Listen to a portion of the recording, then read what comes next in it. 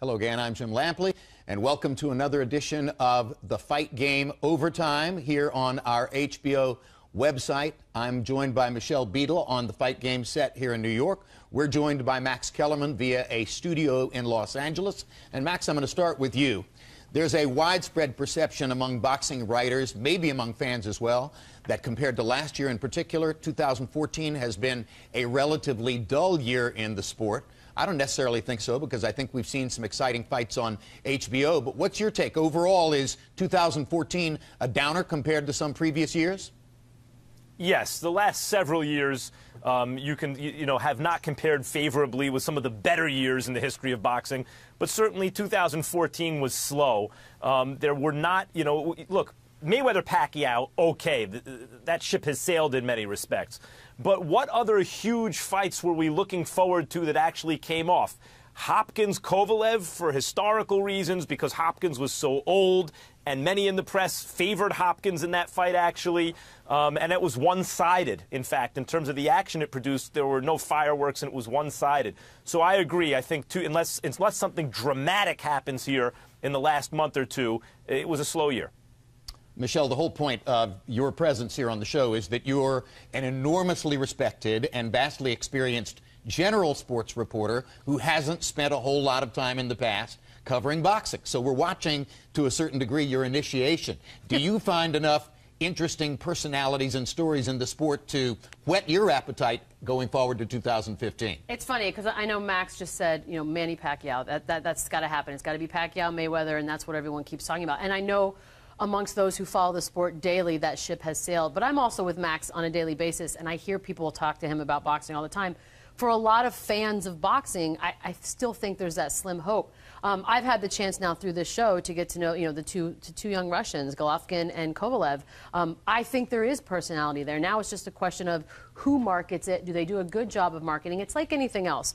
You can have a great personality, but if it's not showcased in the right way, if it's not getting into the homes and on people's televisions, and we don't get to hear it, it's sort of a waste. So I'm curious to see, and I will be curious to see how the next year these two gentlemen's lives and what we do with them and how we market those guys, because I think they have that.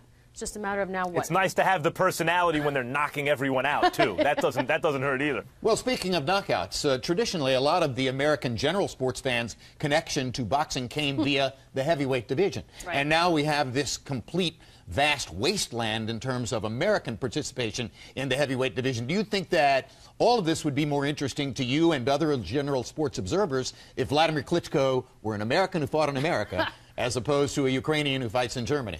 I used to think that way. I think there was a time when people thought, well, if it's not an American, I'm not rooting for him. I don't think we're there anymore. I think if it's a good story, if it's a good athlete, I mean, if you look across the landscape of the four quote-unquote major sports, they are very international. Basketball has become super international. Baseball, of course, has been for quite some time. So I think the idea that you can't get behind a superstar because they don't happen to come from the same country as you, I think that is gone. Yeah, it'd be nice if there was one American that would come out and be dominant. But I also think maybe it's a time to get a bigger appreciation for the sport of boxing and perhaps not just the knockout aspect of it.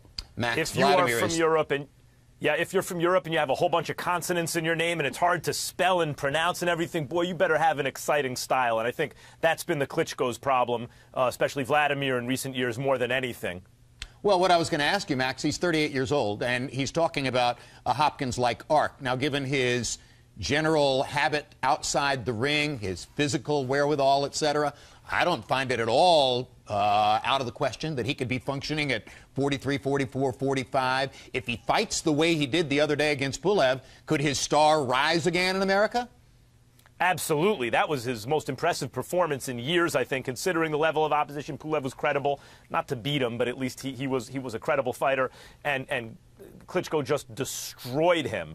If he fights more in that style and now back on American television here on HBO, then I think that, yes, he can become more popular, and who's going to stop him anyway? Look, there's been an enormous talent drain in the heavyweight division in terms of the talent worldwide, where most of the best heavyweight athletes have come from this country, and now they're playing in the NFL, because once upon a time, you got $30,000, $40,000, $50,000 to play on a line in the NFL. You made $1 million if you got a shot against Muhammad Ali.